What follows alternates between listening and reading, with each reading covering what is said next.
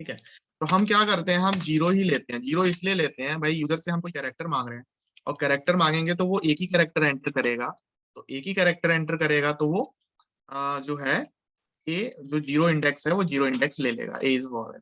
ठीक है, अब जीरो इंडेक्स पे मान के चलो हमने कोई भी कैरेक्टर लिखा, एक स्ट्रिंग लिखा, हेलो, हेलो लिखा, तो ये जीरो वाला लेगा, एच इज कांस्टेंट। अब मान के चलो मैंने यहाँ पे इंडेक्स दे दिया वन और यूजर ने सिर्फ एक ही कैरेक्टर एंटर किया, ए, देन क्या होगा, एक्सेप्शन। क्यों? क्योंकि वन इंडेक्स पे कुछ है ही नहीं, वन इंडेक्स पे कुछ नहीं है। तो यहाँ पे क्या लिखा है, string index out of range. ठीक है, वो रेंज के बाहर चला गया, ये जो इंडेक्स है वन, वो आउट ऑफ रेंज हो गया। ओके, देन हम जीरो यूज करेंगे कैरेक्टर के लिए। ओके, ठीक है, हम लोग अभी आगे बढ़ते हैं। बाकी ये डाउट जो है स्ट्रिंग वाला, इसको हम क्लियर करेंगे। ओके,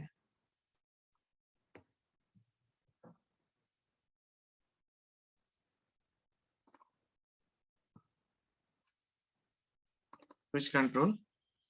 ठीक है, तो यहाँ पे स्विच वाला जो है सब लोगों ने बना लिया है, आई थिंक सबका सही है, कोई प्रॉब्लम नहीं है। और वॉवेल्स वाले में भी किसी को प्रॉब्लम नहीं हुई। वॉवेल्स वाले में किसी को प्रॉब्लम हुई है तो अभी पूछ लो, मैं उसको क्लियर कर दूंगा और उसी को कंटिन्यू करेंगे, नहीं तो फॉर लूप की ओर आगे बढ़ते हैं। अगर किसी को कोई प्रॉब्लम नहीं है तो फॉर लूप की ओर बढ़ते हैं, और अगर किसी को प्रॉब्लम है।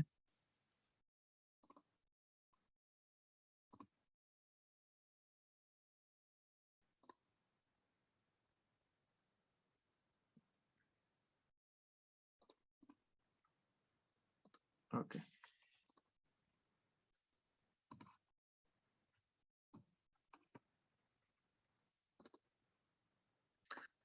ओके, ओके, फॉर लूप की बात करते हैं, ठीक है। अब फॉर लूप क्या है, पहले देख लेते हैं थ्योरेटिकली क्या है for loop. For loop is especially useful for flow control when you already know how many times you need to execute the statement। ठीक है, अब क्या है कि इफ एल्स वाला क्या पार्ट था, इफ एल्स वाला ये पार्ट था कि हमारे पास दो कंडीशन है, या तो इफ में जाएगा या एल्स में जाएगा। ओके, स्विच केस में क्या है, हम जितने केसेस हमको बनाने हैं, जितने कंडीशंस के अंदर हमको उसको रन करना है, उतने कंडीशंस के अंदर रन हो। ठीक है, अब मान के चलो हमारा पूरा एक प्रोग्राम का जो कंट्रोल है, हमको एक एन नंबर ऑफ टाइम्स उसको एग्जीक्यूट कराते रहना है। एन नंबर ऑफ टाइम्स मतलब मान के हेलो चलो। सर। हम्म, सर ये जो प्रोग्राम था वॉवेल्स वाला, हम्म, सर हम इसमें कोई इंटीजर भी वो कर देना, इंटर कर देते हैं तो उसको भी वो कांस्टेंट बताता है, कॉन्सोनेंट। हाँ तो वो एल्स में चला जाएगा ना, अच्छा। उसको वो सर एल्स में तब चला करेक्ट। जाएगा। ये देखो, यहाँ पे देखो, ये क्या है, ये क्या है, या तो ए होना चाहिए, वेट, या तो ए होना चाहिए, या कैपिटल ए होना चाहिए, या ई होना चाहिए, आई होना चाहिए, ओ और यू। इसके अलावा कुछ भी होगा वो किस में चला जाएगा, कॉन्सोनेंट में चला जाएगा। लाइक अगर रन करते हैं, हम फाइव एंटर करते हैं, then five is a constant. ये फाइव को कैरेक्टर के फॉर्म में ले रहा है, ये फाइव को किसके फॉर्म में ले रहा है, एज अ कैरेक्टर के फॉर्म में ले रहा है, ये न्यूमेरिक नंबर के फॉर्म में नहीं ले रहा है। ठीक है, लाइक अगर मान के चलो कि हम एक और कैरेक्टर ले लो, char ch2 is equal to sc dot next and dot char at zero. Okay, अब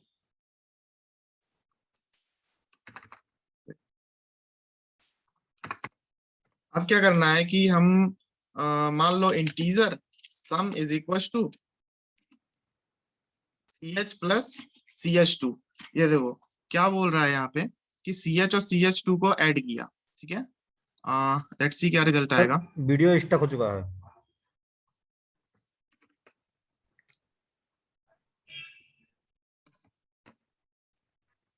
विजिबल नहीं हो रहा स्क्रीन किसी को?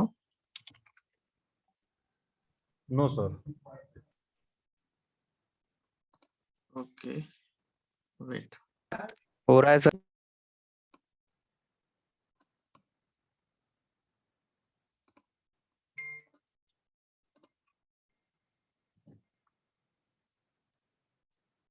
हाँ, स्क्रीन विजिबल हुआ सबको? हो रहा है, ओके, यस सर।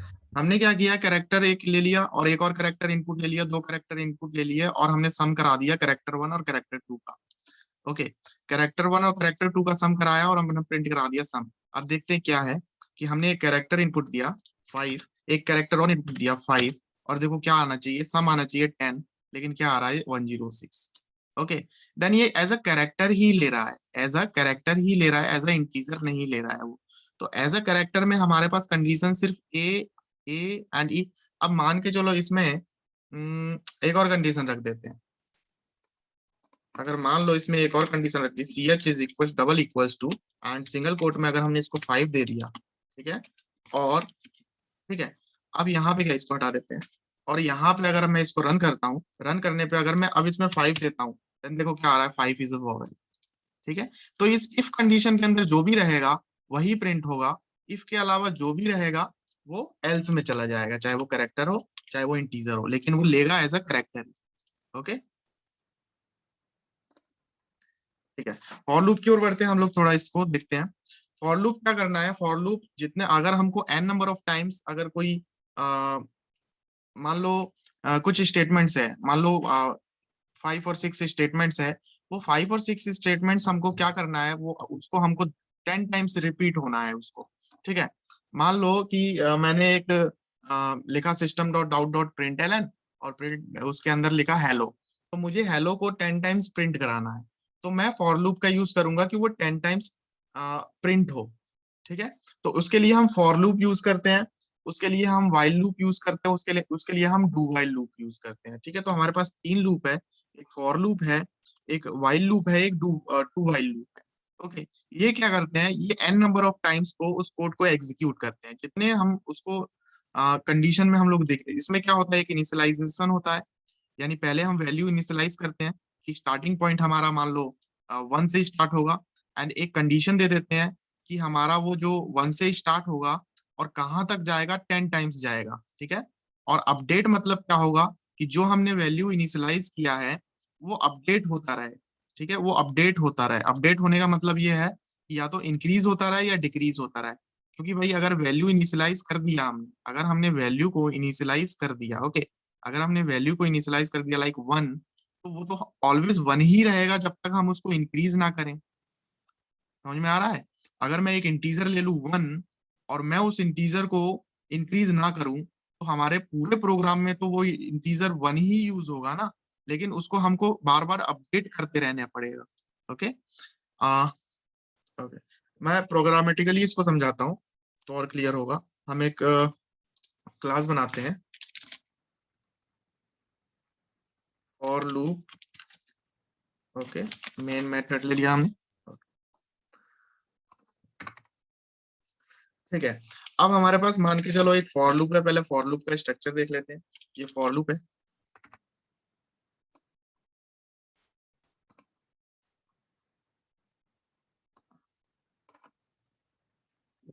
और ये फॉर लूप की बॉडी है। ओके, सिर्फ इतना ही इसका स्ट्रक्चर है।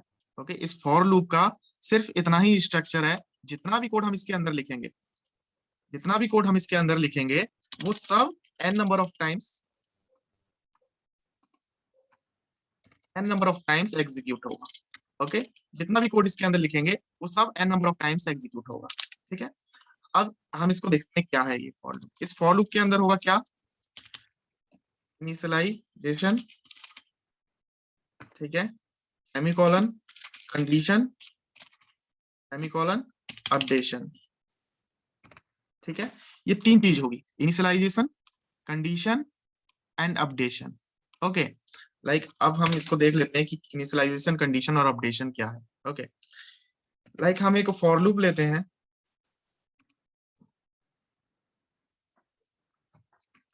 हम एक फॉर लूप लेते हैं। आज मेरा पीसी हैंग हो रहा है आई थिंक।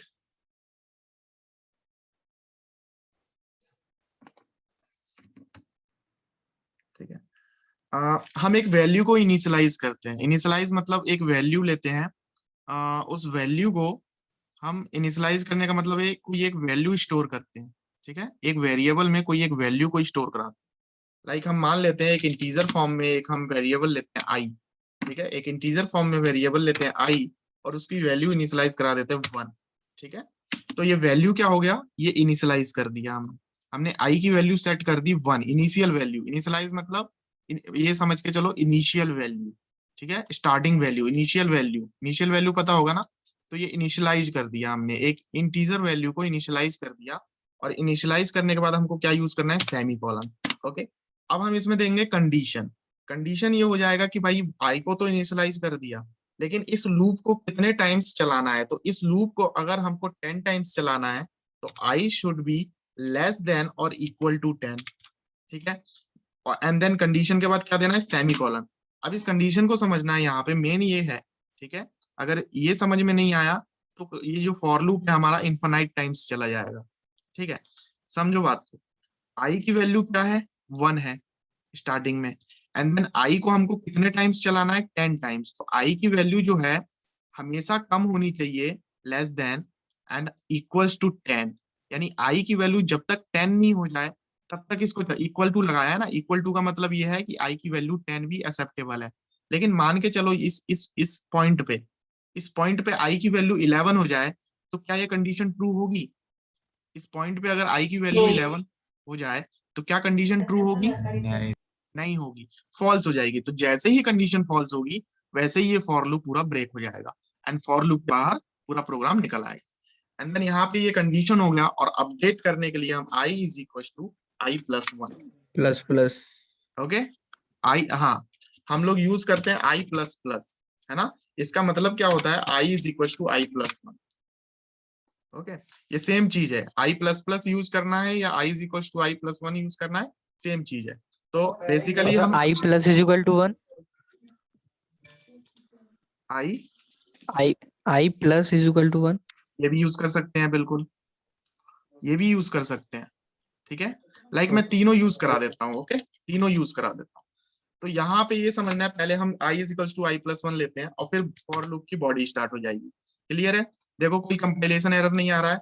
अब यहाँ पे हम प्रिंट कराते हैं आई की वैल्यू। ठीक है, आई की वैल्यू हम प्रिंट कराते हैं, रन करते हैं प्रोग्राम को। तो क्या हुआ, आई की वैल्यू 1 हुई। 1 होने के बाद उसने कंडीशन को चेक किया। कंडीशन को चेक करने के बाद उसने देखा कि भाई condition I is less than 10। Okay, I is less than 10, okay true है। ट्रू है तो आई की वैल्यू प्रिंट हो गई।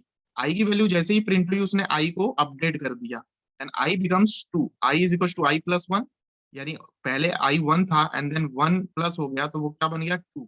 अब 2 जो है चेक करेगा इस कंडीशन को। इस कंडीशन को चेक किया, ट्रू है तो प्रिंट करा दिया ये वाला लाइन, यानी अंदर वाली लाइन एग्जीक्यूट हो गई। कुल मिला के अंदर हम जो लिखेंगे वही एग्जीक्यूट होगा। एंड देन सेम 3, आई की वैल्यू इंक्रीज होके क्या हो गई 3, एंड 3 इज ट्रू। ट्रू है तो फॉर लूप के अंदर आ जाएगा कोड, एंड फॉर लूप के अंदर आने के बाद 3 प्रिंट हो गया। ओके, और ये चलेगा कितने टाइम्स, 10 टाइम्स, क्योंकि हमने कंडीशन कितने टाइम्स दी है, 10 टाइम्स कंडीशन हमने बोला है कि 10 टाइम्स तक चलना है। क्लियर है। दूसरी चीज ये same i is equal to I plus 1 को हम आई प्लस प्लस भी लिख सकते हैं। ओके, सेम रिजल्ट देगा, and i plus equals to 1 same result देगा। ठीक है, तो यहाँ पे ये तीनों का मतलब सेम है। हम I is equal to I plus 1 को हम आई प्लस प्लस भी लिख सकते हैं and i plus equal to 1 भी लिख सकते हैं। ठीक है, तो ये तीनों कंडीशन मतलब ये तीनों एक ही चीज है ना, बस लिखने का फर्क है कि भाई आई जिसको समझ में आ रहा है इक्वल टू आई प्लस 1 लिख लेना, जिसको समझ में आ रहा है आई प्लस प्लस लिख लेना, जिसको समझ में आ रहा है आई प्लस इक्वल टू 1 लिख लेना। तो ये तीनों सेम चीज है। ये अपने कन्वीनियंट के हिसाब से हमको देखना है कि हमको क्या यूज करना है। ठीक है, आई प्लस प्लस जो है ज्यादा इजी है लिखना। ठीक है, कंपेयर विद दिस टू। ठीक है, अगर हम इसके अंदर, ठीक है, हम कुछ और भी प्रिंट कराना चाहें, ठीक है, मैंने प्रिंट कराया हेलो, तो ये हेलो क्या होगा, हेलो ये जो है 10 टाइम्स प्रिंट होगा। पहले प्रिंट 1 हुआ, 1 के बाद नेक्स्ट लाइन प्रिंट हो गई हेलो, फिर क्या हुआ, फिर सेकंड आई की वैल्यू 2 हो गई, 2 के बाद क्या हुआ, फिर हेलो प्रिंट हो गया। तो हम जितने लाइंस हम लोग इसमें लिखेंगे,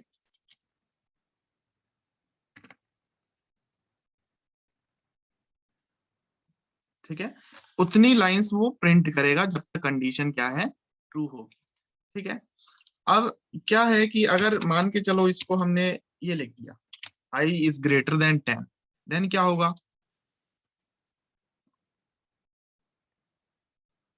रन हुआ, रन होके टर्मिनेट हो गया, ये रामा रखा, ये टर्मिनेट हो गया। ठीक है, ये टर्मिनेट हो गया। क्यों टर्मिनेट हुआ, जैसे हम सी और सी प्लस प्लस में प्रोग्रामिंग की है किसी ने? जिसने सी और सी प्लस प्लस में प्रोग्रामिंग की होगी, या सी प्लस प्लस का तो नहीं पता, सी में जिसने प्रोग्रामिंग की होगी, उसमें अगर फॉर लूप इस तरीके से अगर लिखते तो वो इन्फानाइट टाइम्स चलता चला जाता, यानी ब्लू स्क्रीन पे पूरी स्क्रीन चलती चली जाती इन्फानाइट टाइम्स, है ना? लेकिन इसमें क्या है, इसको पता चल गया कंपाइलर को, और इसने ये देखा कि भाई ये तो इन्फिनाइट टाइम्स चल रहा है, तो इसने क्या किया, इसने कोड को ही टर्मिनेट कर दिया, भाई ये एग्जीक्यूटेबल नहीं है। इसलिए कंडीशन हमारे पास ट्रू होनी चाहिए, सही होनी चाहिए। ठीक है, मैं यहाँ पे एक प्रोग्राम बना देता हूँ जिससे और क्लियर हो जाएगा। हम मान के चलो, हमें कोई एक मल्टीप्लीकेशन टेबल को प्रिंट करना है। सबसे इजी प्रोग्राम है to print a multiplication table of 5। ठीक है, यानी 5 times 1 is 5, 5 times 2 is like 10, है ना? तो हम system.out.println में हम क्या करेंगे, इस i का मल्टीप्लाई कर देंगे 5 से।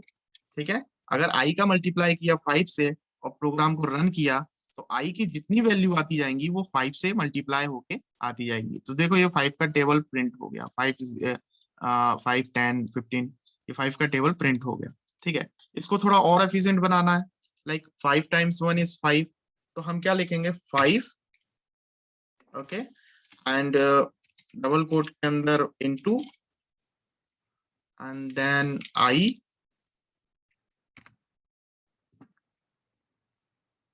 and then equals to, and then I into 5। देखो पहले देख लेते हैं इसको। ये देखो 5 टाइम्स 1 इज 5। ठीक है, हमने क्या यूज किया, ये 5 जो है, जो हमने स्टार्टिंग में यूज किया, ये 5 तो प्रिंट होगा ही, हर बार 5 ही प्रिंट होगा, है ना? ये क्योंकि इस 5 को तो हम इंक्रीज और डिक्रीज कर नहीं रहे हैं, तो ये जितनी बार लूप चलेगा उतनी बार 5 ही प्रिंट होगा। ओके, ये लिंक एक्सपायर होने वाली है, तो सेम लिंक रहेगा ग्रुप में, उसी लिंक से सब लोग ज्वाइन हो जाना। ओके, सेम लिंक मैं सेंड नहीं करूंगा दोबारा, सेम लिंक से ज्वाइन हो जाना है सब लोगों को जैसे ही ये मीटिंग एंड होगी। एंड देन डबल कोट के अंदर मैंने लिखा है इनटू, ये एक्स का सिंबल बनाया है, एक्स का सिंबल क्या बोल रहा है, into, as a multiply show कर रहा है। एंड देन ये जिस तरीके से आप यूज करना चाहो उस तरीके से आप यूज कर सकते हो। तो यहाँ पे फॉर लूप का, फॉर से कोई प्रॉब्लम है किसी को? सबसे इजी लूप है ये फॉर लूप, सबसे इजी यूज करने में, सबसे इजी है, अंडरस्टैंडेबल है, रीडेबल भी है। ओके, तो ये फॉर लूप बहुत इजी है। ओके, सेम लिंक से सब लोग ज्वाइन हो जाओ प्लीज।